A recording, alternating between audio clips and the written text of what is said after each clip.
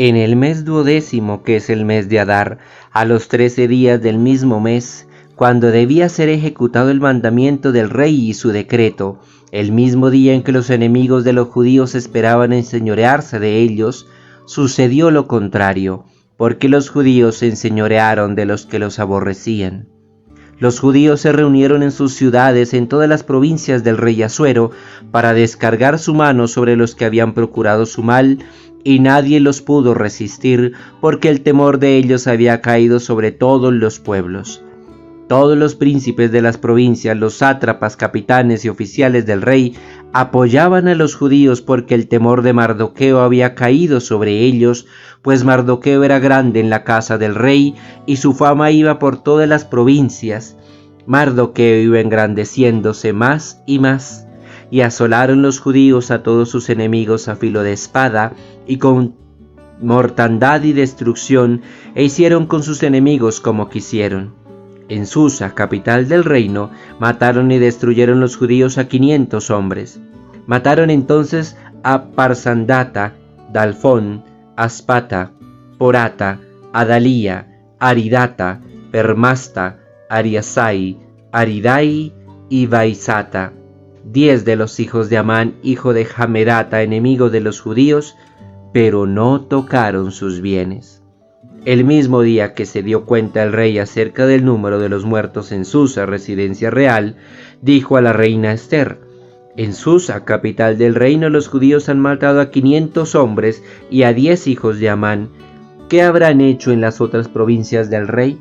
¿Cuál es pues tu petición y te será concedida, o qué más es tu demanda y será hecha? Y respondió Ester: si place al rey, concédase también mañana a los judíos en Susa que hagan conforme a la ley de hoy y que cuelguen en la horca a los 10 hijos de Amán. Y mandó el rey que se hiciese así. Se dio la orden en Susa y colgaron a los 10 hijos de Amán. Y los judíos que estaban en Susa se juntaron también el 14 del mes de Adar y mataron en Susa a 300 hombres, pero no tocaron sus bienes. Del libro de Ester, capítulo 9, versículos del 1 al 15. Hoy ha sido cumplida, queridos hermanos, la misericordia de Dios, según nos narra el texto, para con los judíos del destierro que habían sido esparcidos por las distintas provincias del gran reino de Persia bajo el reinado de Asuero o Jerjes I. Hoy, aquellos que habían sido decretados como blanco militar en determinada fecha, terminaron, como nos dice el fragmento del día de hoy, enseñoreándose por sobre los que los aborrecían. Hermanos, aquí tenemos que hilar finito, porque con un texto como este, Satanás nos podría susurrar al oído: la venganza de los hijos de Dios sobre los malos va a ser tremenda. Pero recordemos que los que seguimos a Jesucristo lo tenemos a Él como Maestro, y Él por el contrario nos enseñó a orar por nuestros enemigos, a amar a los que nos odian. Hilar finito, porque nuestro enemigo, el diablo, ronda buscando a quien devorar, y perfectamente podría justificarnos en nuestra mente, con orgullo y pompa, cómo los hijos de Dios, los que reconocen a Cristo, terminan enseñoreándose y pisoteando y acabando con sus enemigos. Ojo, así habla el orgullo humano.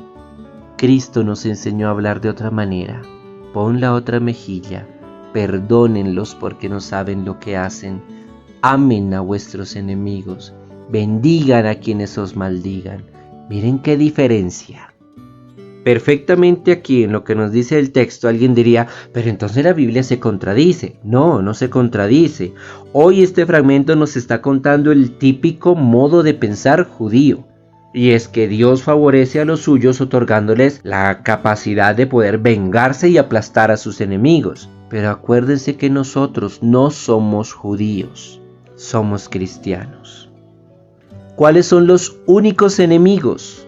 o el único enemigo a quien un cristiano tiene derecho de arrasar y destruir y de aplastar: al pecado, cuando se entrega a Dios.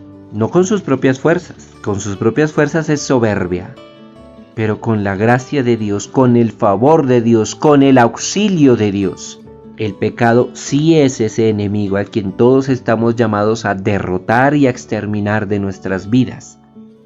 A los demás, a todos los otros seres humanos que de pronto no nos quieren y nos hacen la guerra, si somos verdaderamente cristianos, debemos bendecirlos, orar por ellos.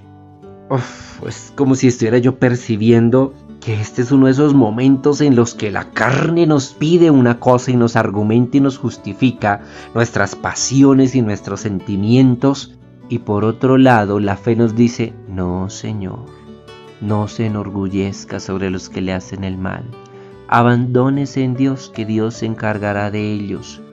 Ora por ellos, pide por ellos, perdónalos, ámalos, bendícelos. ¿Qué voz vamos a escuchar? ¿La de Cristo o la otra?